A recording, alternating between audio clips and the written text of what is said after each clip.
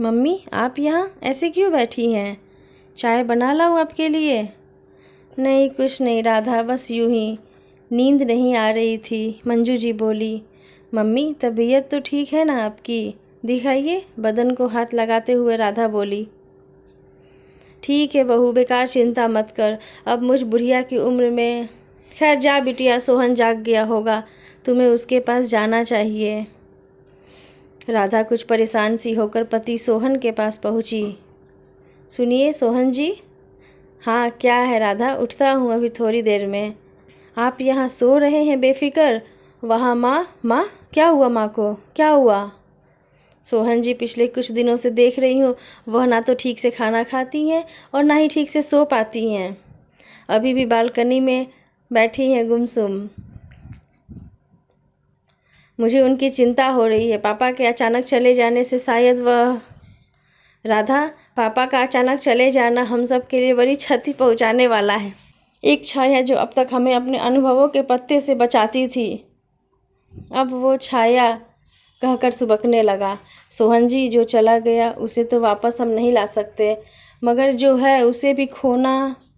सोहन जी, माँ का यूँ अकेले रहना, नींद ना लेना, अच्छे से खाना नहीं खाना उनके स्वास्थ्य के लिए अच्छा नहीं है।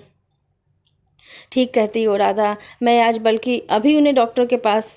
सोहन जी, उनका इलाज डॉक्टर के पास नहीं बल्कि हमारे ही पास है। क्या मतलब?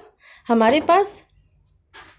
सोहन जी, जब बचपन में आप डर जाते थे तो और अकेलेपन से घबराते थे तो आप क्या करते थे? माँ के पास। ओह समझ गया। हाँ, अब से माँ के साथ आप उनके कमरे में रहेंगे। दिन में मैं और आराध्या उनके पास रहेंगे, उनसे बातचीत करेंगे। वैसे ही आप रात में उनसे बचपन की बातें, वो नादानियों से उनकी डांटने वाली समझाने वाली घटनाओं को स्मरण कराएंगे। सुधा, मैं आज रात से माँ के पास ही सोऊंगा। हाँ यही अच्छा होगा, रात को माँ के कमरे में। कौन कौन है? माँ मैं हूँ, सोहन। सोहन तू यहाँ? बेटा काफ़ी रात हो गई है, तू सोया नहीं? कुछ काम था? हाँ आज मैं आपके पास सोऊंगा। क्या? मगर बहू और आराध्या? बेटा तुम्हें उनके पास होना चाहिए। नहीं माँ कहा ना मैं आपके साथ सोऊंगा। क्या? राधा से झगड़ कर आया है? देख वो कितनी प्यारी बच्ची है, उससे झगड़ा मत किया कर। जा अभी और उसे मना ले। नहीं माँ ऐसा कुछ नहीं है, राधा सचमुच बहुत अच्छी है। माँ याद है बचपन में जब मैं डर जाता था तो आपके पास आकर सोता था? हाँ याद है, क्योंकि तू उस वक्त बच्चा था, कमज़ोर था, डरता था, घबराता था, इसलिए तू मेरे पास आकर लिपट कर सो जाता था। माँ जैसे हम बच्चे बचपन में कमज़ोर, घबरा कर, डर कर अपने बड़े माँ के आंचल में खौफ होकर सो जाते थे, वैसे ही जब बड़े बुजुर्ग अकेले में घबराहट महसूस करने लगे तो क्या उन बच्चों का जो अब जवान हो चुके हैं, उन बुजुर्गों का सहारा नहीं बनना चाहिए?